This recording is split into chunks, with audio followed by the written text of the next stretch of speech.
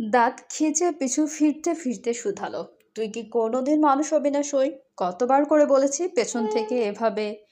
বাক্যটুকু সম্পূর্ণ করতে গিয়ে বাকরুদ্ধ হলো নীরু। বিস্ফোরিত রূপ ধরল তার চোখ দুটো। ভয়ে থেমে গেল হৃদস্পন্দন। দুহাত দূরে দাঁড়িয়ে আছে এক অশরীরী বিশাল সুঠাম দেহ তার। মাথার উপর ফেলে রাখা বড় একখানা কালো রঙা কাপড়। অশরীরীর মুখটা অস্পষ্ট, ঢেকে আছে কালো রঙা কাপড়ের আড়ালে।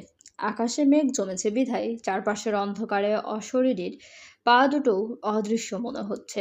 তার বলিষ্ঠ হাতে কি যেন একটা উঁচু করে রাখা। ধীর লয়ে ঘাড় বাঁকাতেই অশরীরীর চোখে চোখ পড়ল নীরুর। অমনি বেচারির নিঃশ্বাস আটকে গেল গলার কাছে। একদম ধবধবে শ্বেতাঙ্গের ন্যায় গায়ের রং অশরীরীর। চোখ দুটো ভিন্ন রঙের। একটা চোখ হুবহু মানুষের মতো দেখতে হলো, অন্যটা একদম ভূতের চোখ। সম্পূর্ণ সাদা আইরিশের মাঝে ছোট্ট একখানা কালো রঙা পিউপেল। বাঁদিকের কপাল হতে ডান পাশের গালের ত্বক বরাবর বিশাল এক ক্ষতের দাগ। অশরীরীর চোখ দুটো কেমন মুহূর্তেই রং পাল্টালো মনে হচ্ছে। আগুন দৃষ্টে অষ্টাদশীর পানে তাকিয়ে থেকে এগোতে চাইলে গলা ফাটিয়ে চিৎকার করে উঠল নীরু। হে ভগবান!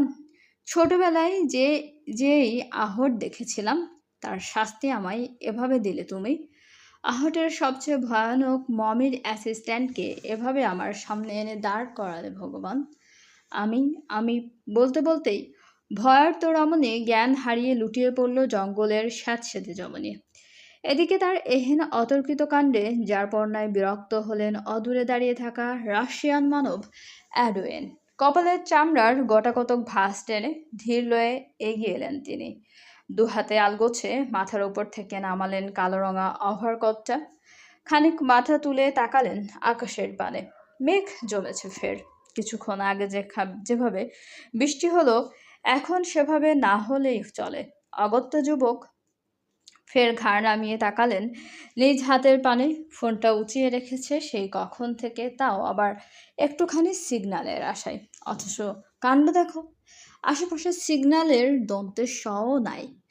এ নিয়ে বড্ড বিরক্ত রাশিয়ান মানব দাঁত কিরমির করতে করতে আপন মনে আনমনে একবার তাকালো অচেতন নীরুর পানে। তৎক্ষণাৎ মুখাবয়বে এক আকাশ সম বিরক্তির ছাপ ফুটল তার। বিড়বিড়িয়ে শুধালো, what the fuck is this? একটা সাধারণ মানুষকে দেখে ওভাবে ভয় পেয়ে জ্ঞান হারানোর কি আছে? যত সব ঢং।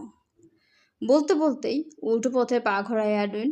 হাতের ফোনটার পানে তাকিয়ে থেকে গম্ভীর কণ্ঠে আওড়ায়, কোথায় আপনি মনস্তার? অবশেষে এ কোন জঙ্গলে এনে ফেললেন আমায়? ওনার কোণে নাক ডুবিয়ে ফোপাচ্ছে মাহি। ফোপাতে ফোপাতে বার কয়েক আর চোখে দেখছে সম্মুখে শক্ত মুখে বসে থাকা রুরু মানবকে। মুগ্ধ হিসিয়ে যাচ্ছে সেই কখন থেকে। মেয়েটার দিকে তাকিয়ে আছে খেয়ে ফেলার দৃষ্টিতে। মাহি দেখেও না দেখার ভান ধরে বসে আছে।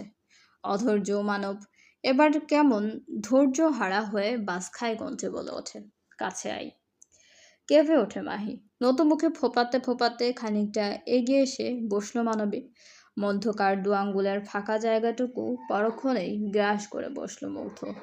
রমণীকে এক হাতে জড়িয়ে ধরে ধৈর্যহীন কণ্ঠে গমগমে গলায় আওড়ালো, লিসেন বিস, এখন যা যা করব তুই জাস্ট কোঅপারেট করবি আমার সাথে। কোনো রকম ন্যাকাগিরি করলে একদম গলা টিপে মেরে ফেলবো। Got it? ভয় বাড়ল মাহির। নরম চিত্তে ওড়নায় নাক মুছে প্রশ্ন ছুড়ল, আগে ভাগে বলে দিন কি করবেন, তাহলে সেভাবেই কোঅপারেট করব। বোকা মানবীর এহেন বাক্যালাপে হতবাক মুগ্ধ। মেয়েটাকে এই মুহূর্তে ইচ্ছে করে নাকাশাচ্ছে? হুম, নাকি ওই এমনিতেই এমন? মুগ্ধ কেমন গম্ভীর ভাবস্রোতে ধীর লয়ে মুখ নামিয়ে আনলো মাহের কানের কাছে। আগাম সতর্ক বার্তা হিসেবে রমণীকে জড়িয়ে ধরল ভালো করে, যেন চড়ুই ছুটতে না পারে বাঁধন ছেড়ে। খানিকক্ষণ সময় নিয়ে বলতে লাগলো কিছু উদ্ভট কথাবার্তা, যার সঙ্গে পূর্ব পরিচিতি নেই মাহির। উটকো বেয়াদপি কথাবার্তা কর্ণকুহরে প্রবেশ করতেই শোটানো হয়ে গেল বেচারি। রুরমানবের অশ্লীল বাক্যালাপ যত গভীরে যাচ্ছে ততই গা গুলিয়ে উঠছে তার। নাক ও মুখ কুঁচকে বমি বমি ভাব ধরেছে চঞ্চলার চড়ুই। এ পর্যায়ে নিজের সংবরণ আর ধরে রাখতে না পেরে রমণী তক্ষণে ভকভক করে উগরে দিল পেটে যা ছিল। তার এহেন অতর্কিত কাণ্ডে হতবম্ব মুগ্ধ। তড়িৎ মেয়েটার মাথা টেনে এনে জড়িয়ে ধরল নিজ বুকের সঙ্গে, উদ্বিগ্ন কণ্ঠে শুধালো, কি হলো তোর? বমি করলি কেন? ওয়েট, পানি খাবি? মাহের গা গুলাচ্ছে এখনো। দুর্বল মাথাটা কোনো মতে টেনে হিঁচড়ে সরালো রূঢ় মানবের রুক্ষ বক্ষ ভাঁজ হতে। মুগ্ধ অস্থির তক্ষণে ছুটে গেল রমণীকে ছেড়ে দিয়ে, মুহূর্ত ব্যয়ে পানি ভর্তি গ্লাস নিয়ে ফিরে আসতে গেলেই হতবিহ্বলতার জড়তা গ্রাস করল তাকে। যেই দেখলো চঞ্চলা চড়ুই বিছানা ছেড়ে ছুটে গিয়েছে সে দেয়ালে টানানো পর্দার আড়ালে, মুগ্ধ কপাল গোছালো। মন্থর পায়ে এগিয়ে এসে সন্দিগ্ধ গলায় শুধালো, পর্দার পেছনে কি করছিস? এদিকে আয়। সপ্তদশী মুখ কুচকায়, দুর্বল কণ্ঠে ঝাঁজ ঢেলে শুধালো, জানোয়ার লোক, মুখে ছাই পড়ুক আপনার, বেলাজা, অসভ্য, বেয়াদব, লজ্জা করে না হাঁটুর বয়সী একটা মেয়ের সঙ্গে এভাবে এসব বাজে বাজে কথা বলতে? মুহূর্তেই সুদর্শনের সুশ্রী মুখাবয়বের রাগের ছাপ স্পষ্ট হলো। হাতে থাকা গ্লাসটা তখনই রাগের মাথায় ছুঁড়ে ফেললো মেঝেতে। কাচের ঝন ঝন শব্দে মুখরিত হলো চারপাশ, যে শব্দের অভিঘাতে কেঁপে ওঠে মাহি, অথচ মুগ্ধ অধর কোণে দাঁত বসিয়ে হিসিয়ে যাচ্ছে কেমন। চঞ্চল রমণীর ঝাঁঝালো বাক্যবাণে রাগের পারদ আকাশে ছুঁই ছুঁই, তার দাঁতে দাঁত চেপে হাত দুটো করেছে মুষ্টিবুদ্ধ। হিসিয়ে সম্মুখে এগোতে চাইলেই বিচক্ষণ মস্তিষ্ক তার সপ্তদশের অসুস্থতার কথা স্মরণ করিয়ে দিল ফের। মুহূর্তেই অভ্যন্তরে উপচে পড়া রাগগুলো কোনো মতে আটকে রেখে জায়গায় স্থির হলো মুগ্ধ। মনে মনে নিজেকে সান্ত্বনা দিয়ে শুধালো, কন্ট্রোল কন্ট্রোল, মুরগিটা অসুস্থ, যা করার বাগে এনে কর, বুঝিয়ে শুনিয়ে আগে শান্ত কর, নয়তো আবার জ্ঞান হারাবে। অভ্যন্তরে সান্ত্বনার বাণী আওড়ে খানিক শান্ত হলো মুগ্ধ। পাহাড় সম বলিষ্ঠ দেহখানা মৃদু মন্দ নাড়িয়ে হেঁটে এলো কয়েক কদম। তক্ষণি ভয়ে কদম পেছালো মাহি। ঝুলন্ত পর্দার আড়ালে গা লুকিয়ে বলে উঠল, থেমে যান বলছে। রূঢ়মানব থামলো এবার। অস্থিরতায় মেয়েধীন কোমরের দুপাশে হাত ঠেকিয়ে গমগমে গলায় আওড়ালো, এই বান্দির মেয়ে, এই, অতিরিক্ত নাটক করবি না বলে দিলাম। ভদ্র বলে এখনো জোর করছে না কুত্তার বাচ্চা, নয়তো এতক্ষণে 3বার জ্ঞান হারাতে। অসভ্য মেয়ে ছেলের মতো কানে কানে কথাগুলো শুনতে গিয়েছিলি কেন বেয়াদব? যখন প্র্যাকটিক্যালি করতাম তখন না হয় নিজ চোখে দেখতি, ভালো করে বুঝিয়ে শুনিয়ে নিচ্ছিলাম, তা গায়ে হয়নি তাই না? Listen bitch, today I don't wanna take any risk, so come forward. বিরক্তিতে নাকমুখ কুচকায় মাহি, ঘৃণ্য কণ্ঠে তৎক্ষণাৎ প্রত্যুত্তর করে, কিসের বুঝিয়ে শুনিয়ে নেওয়া? হ্যাঁ, হাঁটুর বয়সী একটা মেয়ের সঙ্গে নষ্ট নষ্ট কথাবার্তা বলতে লজ্জা করছে না আপনার? আপনি জানেন, আপনার কথাগুলো মনে পড়তেই আমার গা গুলাচ্ছে। চলের পেশি টান টান হলো মুগ্ধের। বেয়াদব জিভটা বোধহয় আর ধরে রাখতে পারল না নিজের কপটতা, সঙ্গে সঙ্গে দাঁত খিচে কটুবাক্য ছুড়ল, ওরে আমার বাল ছিঁড়ু সতী রে, এখনো কিছু করলামই না আর তার আগেই বমি বমি পাচ্ছে। আয় আয় আয় বান্দির মেয়ে, কাছে আয় বান্দির মেয়ে, সঠিক সময়ে সঠিক কাজটা এক্ষুনি করব আমি, মরলে মরবি, জ্ঞান হারালে হারাবি, বেঁচে থাকলে কালকেই বমি পাওয়ার আসল কারণ পেয়ে যাবে। কাছে আয়, কাছে আয় বান্দির মেয়ে। অজান্তেই এক পা পিছিয়ে গেল মাহি, কাঁপলো তার টুলটুলে অধর জোড়া।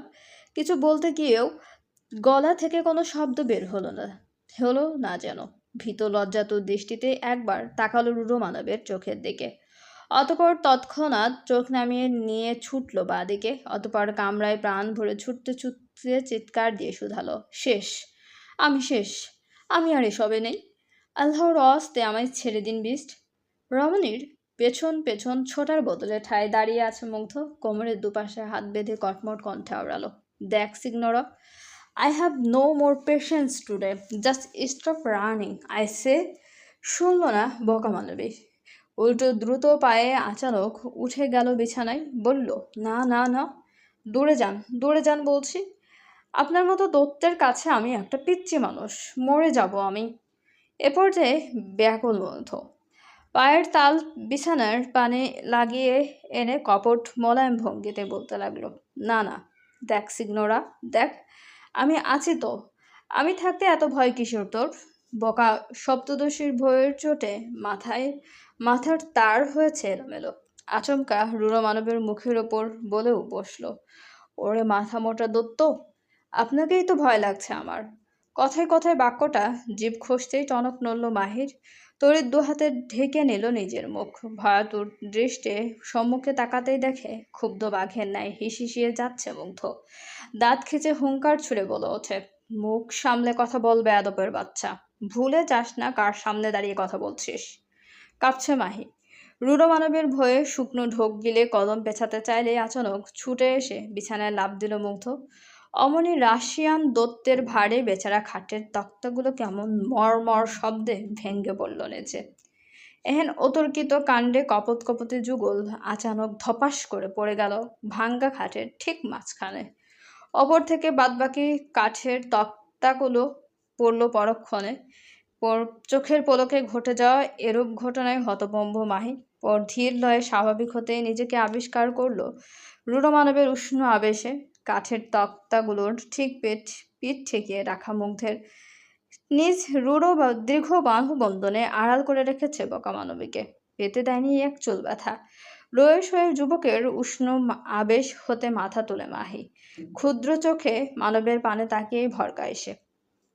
রূঢ় মানবের ফর্সা ললার তটের পাশ কাটিয়ে অবলীলায় গড়াচ্ছে লৌহ, তবুও তার চোখ দুটোতে বিন্দু মাত্র ব্যথাতুর ছাপ নেই। সেথায় লেপ্টে আছে এক আকাশসম অপেক্ষা। রমণী উদ্বিগ্ন হলো। নিজের সকল ভয় ডর কাটিয়ে পর মুহূর্তেই হাত রাখল রূঢ় মানবের রুক্ষ গালে। ব্যাকুল কণ্ঠে শুধালো, এ কি? আপনার কপাল ফেটে রক্ত পড়ছে বিস্ট। আপনি?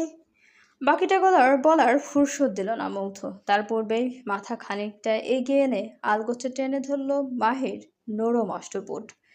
দীর্ঘ সময়ের স্থায়িত্বে গভীর আশ্লেষে রমণের ফিনফিনে অধর জড়ায় কর্তৃত্ব চালিয়ে ধীর লয়ে বিচ্ছিন্ন করল অষ্টপুটের মেলবন্ধন। স্থবির রমণীর গালে হাত ঠেকিয়ে চোখে রাখল চোখ। অত্যন্ত শান্ত অথচ গভীর কণ্ঠে আওড়ালো, আগেই বলেছি, আমি কোনো কিছু হাসিল করা বলতে জোর জবরদস্তি বুঝি। তোকে আমার চাই সিগনোরা, ট্রাস্ট মি। তোকে আমি একান্তভাবে গভীরভাবে চাই। এতটুকু কাছে চাই যতটুকু কাছে এলে তোর প্রতিটি নিঃশ্বাসের শব্দে আমার কর্ণকুহরে পৌঁছবে। তোর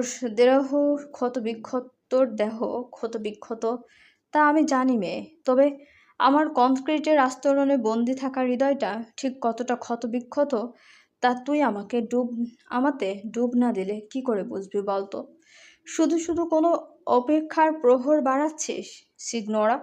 পরে আবার প্রহর গুনতে চাইলে আমাকেই না হারাতে হয় তোর। জীবন ক্ষণস্থায়ী হলেও আমার বেঁচে থাকা তার চেয়েও ক্ষণস্থায়ী। অন্তত তোর মাঝে এই আমাকে চাইলেই একটুখানি জায়গা দিতে পারিস। কথা দিচ্ছি মেয়ে, তোর দুঃখের ফুলবাগানের প্রতিটি কাঁটা আমি হাসি মুখে নিজ গায়ে মেখে নিব। চলবে? গল্পটি চলাকালীন সবাই আমাদের চ্যানেলটা সাবস্ক্রাইব করুন এবং গল্পটি ভালো লাগলে অবশ্যই সবাই লাইক, কমেন্ট এবং শেয়ার করতে ভুলবেন না আপনাদের প্রিয় মানুষগুলোর সাথে। গল্পটি চলাকালীন অবশ্যই বিজ্ঞাপনগুলো পুরোটা দেখবেন এবং আমাদের চ্যানেলের সঙ্গে থাকার জন্য সবাইকে অনেক অনেক বেশি ধন্যবাদ।